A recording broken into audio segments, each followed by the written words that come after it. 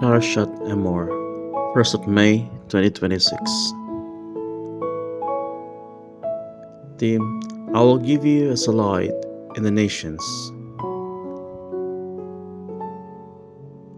A very distinct and challenging message is voiced in Parashat Emor.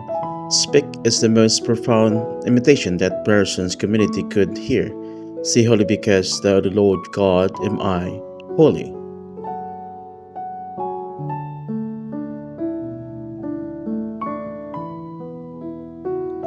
When we reflect on God and the ways that God relates to humanity, I believe that we have awestruck with the absolute mystery and wonder of God who is so caring, so generous, and so loving of humanity. We are subject of God's interest and desire. God has prepared the world for God's creatures to live in. We who have not married our own have now been freely given everything. Can we fathom such goodness, such total giving?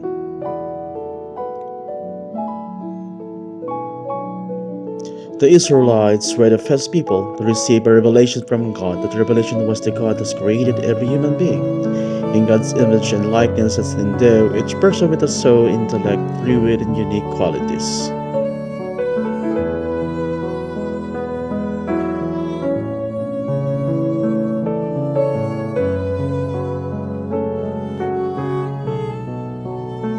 All was done for their well-being and happiness. This the God the Israelites believe and place their trust without limit and desire to walk with God.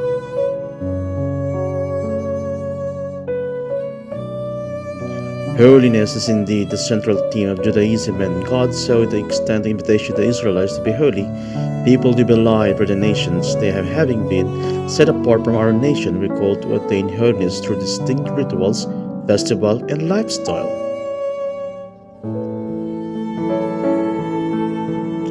Within the community, the priests Kohanim serve as the teachers, public leaders, and role models of holiness.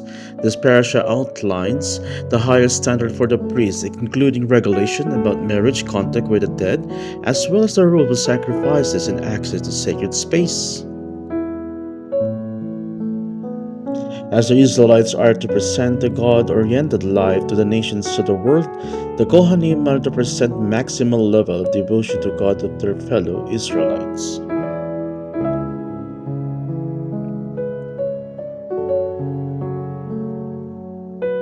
Each of the four chapters deals with the law and regulation that indicate the proper behavior in all aspects of life.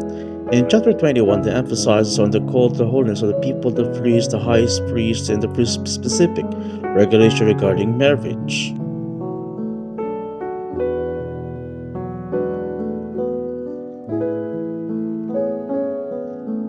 The focus of the chapter 22 was on similar laws relating of the ordinary people as the entrance in the sanctuary and the offering of animal sacrifice.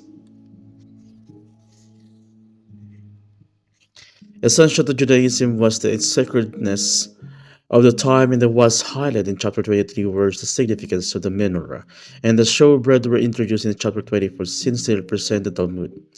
We see that the very first command of Mizpah was to sanctify time for the inclusion of creation. God declared God holy, and on the seventh day God finished his work that he had done and rested the seventh day from all his work that he had done. The festival was sanctified by God, especially with three pilgrimage festivals to portray the key essential moments: Pesach, Shavuot, and Sukkot. The remaining festivals determined by the number seven and the concept of holiness. These are the Shabbat and the three feasts in the seventh month.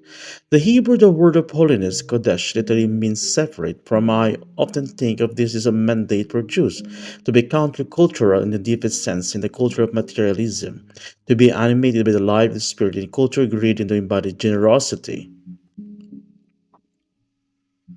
In a culture of selfishness, dissenter, and the ego, and the culture is permitted by the oppression of pursuit, justice, the culture over humanity. The strive for righteousness, a culture obsessed with the self-promotion and branding to orient our lives around service of God in one.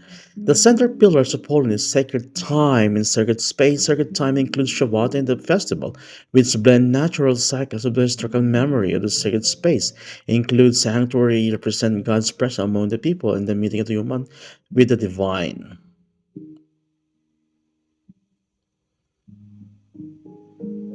The Hebrew word Shekinah is not found in the Torah, it comes from the Mishnah, and refers to God's presence within sanctuary represent the permanent holiness sacred space. Holiness of devote time in the place was center in the festival celebration.